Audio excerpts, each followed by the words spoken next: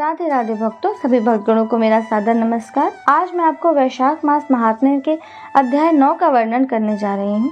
इस अध्याय में भगवान विष्णु के स्वरूप का विवेचन तथा प्राण की श्रेष्ठता और जीवों के विभिन्न स्वभावों तथा कर्मों के कारण तथा भागवत धर्म के बारे में बताया गया है। इसी के अंतर्गत व्याध ने पूछा, हे ब्रह्मांड, आपने पहले कहा था कि भगवान विष्णु की प्रीति के लिए कल्याणकारी भागवत धर्मों का और उनमें भी वैशाख मास में कर्तव्य रूप से बताए हुए नियमों का विशेष रूप से पालन करना चाहिए। वे भगवान विष्णु कैसे हैं, उनका क्या लक्षण है, उनकी सत्ता में क्या प्रमाण है तथा वे सर्वव्यापी भगवान किनके द्वारा जानने योग्य हैं, वैष्णव धर्म कैसे हैं और किससे भगवान श्री हरि प्रसन्न होते हैं। हे महामते, मैं आपका किंकर हूँ, मुझे यह सब बताइए। व्यास के इस प्रकार प्रश्न पूछने पर शंख ने रोग शोक से रहित संपूर्ण जगत के स्वामी भगवान नारायण को प्रणाम करके कहा, हे व्यास, भगवान विष्णु का स्वरूप कैसा है यह सुनो। भगवान समस्त शक्तियों के आश्रय, संपूर्ण गुणों की निधि तथा सबके ईश्वर बताए गए हैं। वे निगुण, निष्कल तथा अनंत हैं। सत्य, चित्त और आनंद यही उनका स्वरूप है। यह जो अखिल चराचर जगत है, अपने अधीश्वर और आश्रय के साथ नियत रूप से जिसके वश में स्थित है, जिससे उसकी उत्पत्ति, पालन, संहार, पुनरावृत्ति तथा नियमन आदि होते हैं। प्रकाश, बंधन, मोक्ष और जीविका, इन सब की प्रवृत्ति जहाँ से होती है, वे ही ब्रह्म नाम से प्रसिद्ध भगवान विष्णु हैं। वे ही विद्वानों के सम्मान सर्वव्यापी परमेश्वर हैं। ज्ञानी पुरुषों ने उन्हीं को साक्षात पर ब्रह्म कहा है। वेद, शास्त्र, स्मृति, पुराण, इतिहास, 5 रात्र और महाभारत सब विष्णु स्वरूप हैं, विष्णु के ही प्रतिपादक हैं। इन्हीं के द्वारा महाविष्णु जानने योग्य हैं। वेद वेद्य सनातन देव भगवान नारायण को कोई इंद्रियों से, प्रत्यक्ष प्रमाण द्वारा, अनुमान से और तर्क से भी नहीं जान सकता है। उन्हीं के दिव्य जन्म, कर्म तथा गुणों को अपनी बुद्धि के अनुसार जानकर उनके अधीन रहने वाले जीव समूह सदा मुक्त होते हैं। यह संपूर्ण जगत प्राण से उत्पन्न हुआ है, प्राण स्वरूप है, प्राण रूपी सूत्र में पिरोया हुआ है तथा प्राण से ही चेष्टा करता है। सबका आधारभूत यह सूत्रात्मा प्राण ही विष्णु है, ऐसा विद्वान पुरुष कहते हैं। व्याध ने पूछा, हे ब्रह्मांड, जीवों में यह सूत्रात्मा प्राण सबसे श्रेष्ठ किस प्रकार है। शंख ने कहा, व्याध, पूर्व काल में सनातन देव भगवान नारायण ने ब्रह्मा आदि देवताओं की सृष्टि करके कहा, देवताओं, मैं तुम्हारे सम्राट के पद पर ब्रह्मा जी की स्थापना करता हूँ। यही तुम सबके स्वामी हैं। अब तुम लोगों में जो सबको अधिक शक्तिशाली है, उसे तुम स्वयं ही युवराज के पद पर प्रतिष्ठित करो। भगवान के इस प्रकार कहने पर इंद्र आदि सभी देवता आपस में विवाद करते हुए कहने लगे, मैं युवराज बनूंगा, मैं युवराज होऊंगा। किसी ने सूर्य को श्रेष्ठ बताया और किसी ने इंद्र को। किसी की दृष्टि में कामदेव ही सबसे श्रेष्ठ थे। कुछ लोग मौन ही खड़े रहे। आपस में कोई निर्णय होता न देखकर भगवान नारायण के पास पूछने के लिए गए और प्रणाम करके हाथ जोड़कर बोले, हे महाविष्णु, हम सब ने अच्छी तरह विचार कर लिया, किंतु हम सब में श्रेष्ठ कौन है यह हम अभी तक किसी प्रकार निश्चय नहीं कर सके हैं। अब आप ही निर्णय कीजिए।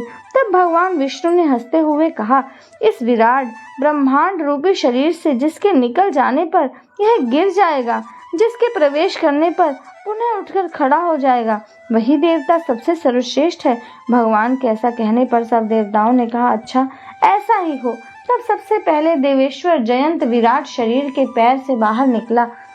उसके निकलने से उस शरीर को लोग पंगु कहने लगे, परंतु शरीर गिर न सका। यद्यपि वह चल नहीं पाता था, तो भी सुनता, पीता, बोलता, सूंघता और देखता हुआ पूर्ववत स्थिर रहा। तत्पश्चात गुह्य देश से दक्ष प्रजापति निकलकर अलग हो गए। तब लोगों ने उसे नपुंसक कहा, किंतु उस समय भी वह शरीर गिर न सका। उसके बाद विराट शरीर के हाथ से सब देवताओं के राजा इंद्र बाहर निकले। उस समय भी शरीर पात नहीं हुआ। विराट पुरुष को सब लोग हस्तहीन, लूला कहने लगे। इसी प्रकार नेत्रों से सूर्य निकले। तब लोगों ने उसे अंधा और काना कहा। उस समय भी शरीर का पतन नहीं हुआ। तदंतर नासिका से अश्विनी कुमार निकले, किंतु शरीर नहीं गिर सका। केवल इतना ही कहा जाने लगा कि वह सूंघ नहीं सकता। कान से अधिष्ठित देवियां दिशाएं निकली। उस समय लोग उसे बधिर कहने लगे, परंतु उसकी मृत्यु नहीं हुई। तत्पश्चात जिह्वा से वरुण देव निकले। तब लोगों ने यही कहा कि यह पुरुष रस का अनुभव नहीं कर सकता, किंतु देहपात नहीं हुआ। तदंतर वाक इंद्रिय से उसके स्वामी अग्निदेव निकले।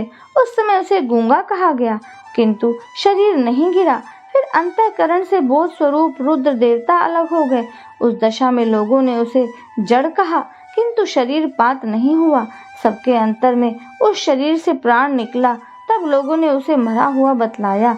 इससे देवताओं में बड़ा विस्मय हुआ। वे बोले, हम लोगों में से जो भी इस शरीर में प्रवेश करके इसे पूर्ववत उठा देगा, जीवित कर देगा, वही युवराज होगा। ऐसी प्रतिज्ञा करके सब क्रमशः उस शरीर में प्रवेश करने लगे। जयंत ने पैरों में प्रवेश किया, किंतु वह शरीर नहीं उठा। प्रजापति दक्ष ने गुह्य इंद्रियों में प्रवेश किया, फिर भी शरीर नहीं उठा। इंद्र ने हाथ में, सूर्य ने नेत्रों में, दिशाओं ने कान में, वरुण देव ने जिह्वा में, अश्विनी कुमार ने नासिका में, अग्नि ने वाक इंद्रिय में तथा रुद्र ने अंतःकरण में प्रवेश किया, किंतु वह शरीर नहीं उठा। सबके अंत में प्राण ने प्रवेश किया, तब वह शरीर उठकर खड़ा हो गया। तब देवताओं ने प्राण को ही सब देवताओं में श्रेष्ठ निश्चित किया। बल, ज्ञान, धैर्य, वैराग्य और जीवन शक्ति में प्राण को ही सर्वाधिक मानकर देवताओं ने उसी को युवराज पद पर अभिषिक्त किया। इस उत्कृष्ट स्थिति के कारण प्राण को उक्त कहा गया है। अतः समस्त चराचर जगत प्राणात्मक है। जगदीश्वर प्राण अपने पूर्ण एवं बलशाली अंशों द्वारा सर्वत्र परिपूर्ण है। प्राणहीन जगत का अस्तित्व नहीं है। प्राणहीन कोई भी वस्तु वृद्धि को नहीं प्राप्त होती। इस जगत में किसी भी प्राणहीन वस्तु की स्थिति नहीं है। इस कारण सब प्राण जीवों में श्रेष्ठ है। सबका अंतरात्मा और सर्वाधिक बलशाली सिद्ध हुआ। इसलिए प्राणोपासक प्राण को ही सर्वश्रेष्ठ कहते हैं। प्राण सर्वदेवात्मक है। सब देवता प्राणमय है।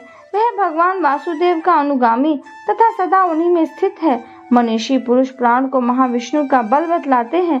महाविष्णु के महात्म्य और लक्षण को इस प्रकार जानकर मनुष्य पूर्व बंधन का अनुसरण करने वाले अज्ञानमय लिंग को उसी प्रकार त्याग देता है, जैसे सर्प पुरानी केंचुल को लिंग देह का त्याग करके वह परम पुरुष अनामय भगवान नारायण को प्राप्त होता है।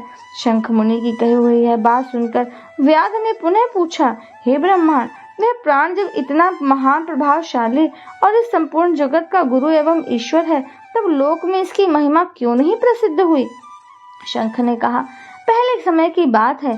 प्राण अश्वमेघ यज्ञों द्वारा अनामय भगवान नारायण का यजन करने के लिए गंगा के तट पर प्रसन्नता पूर्वक गया।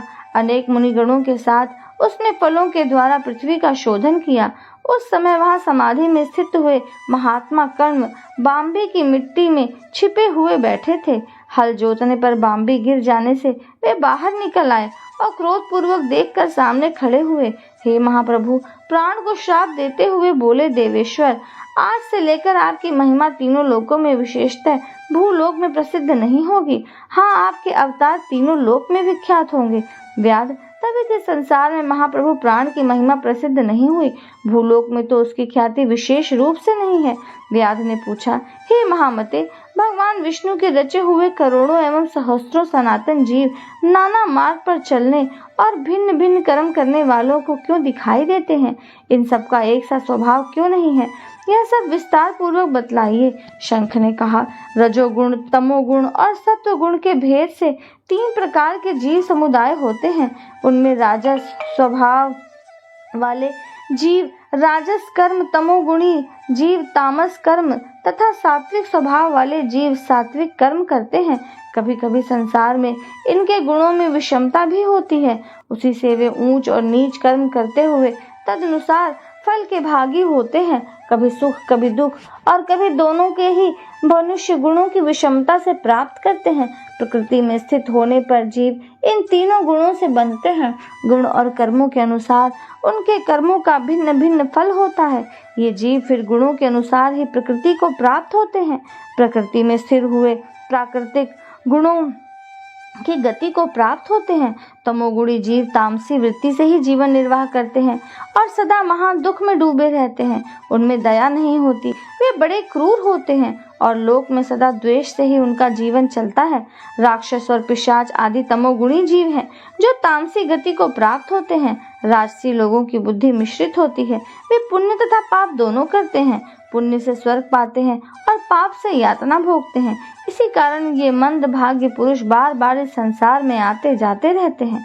जो सात्विक स्वभाव के मनुष्य हैं वे धर्मशील, दयालु, श्रद्धालु, दूसरों के दोष न देखने वाले तथा सात्विक वृत्ति से जीवन निर्वाह करने वाले होते हैं। इसलिए भिन्न भिन्न कर्म करने वाले जीवों के एक दूसरे से पृथक अनेक प्रकार के भाव हैं। उनके गुण और कर्म के अनुसार महाप्रभु विष्णु अपने स्वरूप की प्राप्ति कराने के लिए उनसे कर्मों का अनुष्ठान करवाते हैं। भगवान विष्णु पूर्ण काम है, उनमें विषमता और निर्दयता आदि दोष नहीं है। वे संभाव से ही सृष्टि, पालन और संहार करते हैं। सब जीव अपने गुण से ही कर्म फल के भागी होते हैं। जैसे माली बगीचे में लगे हुए सब वृक्षों को समान रूप से सींचता है और एक ही कुएं के जल से सभी वृक्ष पलते हैं, तथापि वे पृथक पृथक स्वभाव को प्राप्त होते हैं। बगीचा लगाने वाले में किसी प्रकार विषमता और निर्दयता का दोष नहीं होता। हे देवाधिदेव, भगवान विष्णु का यह निमेष ब्रह्मा जी के एक कल्प के समान माना गया है। ब्रह्म कल्प के अंत में देवाधिदेव शिरोमणि भगवान विष्णु का उन्मेष होता है, अर्थात वे आंख खोल कर देखते हैं। जब तक निमेष रहता है तब तक प्रलय है और निमेष के अंत में भगवान अपने उदर में स्थित संपूर्ण लोकों को सृष्टि करने की इच्छा करते हैं। सृष्टि की इच्छा होने पर भगवान अपने उदर में स्थित हुए अनेक प्रकार के जीव समूहों को देखते हैं। उनकी कुक्षी में रहते हुए भी संपूर्ण जीव उनके ध्यान में स्थित होते हैं, अर्थात कौन जीव कहाँ किस रूप में है इसकी स्मृति भगवान को सदा बनी रहती है। भगवान विष्णु चतुर स्वरूप हैं। वे उन्मेष काल के प्रथम भाग में ही चतुर्विह रूप में प्रकट हो व्यूहगामी वासुदेव स्वरूप से महात्माओं में से किसी को सायुज्य साधक तत्व ज्ञान, किसी को सारूप्य, किसी को सामीप्य और किसी को सालोक्य प्रदान करते हैं। फिर अनिरुद्ध मूर्ति के वश में स्थित हुए संपूर्ण लोगों को वे देखते हैं। देखकर उन्हें प्रद्युम्न मूर्ति के वश में देते हैं और सृष्टि करने का संकल्प करते हैं। भगवान श्री हरि ने पूर्ण गुण वाले वासुदेव आदि 4 व्यूहों के द्वारा क्रमशः माया, जया, कृति और शांति को स्वयं स्वीकार किया है।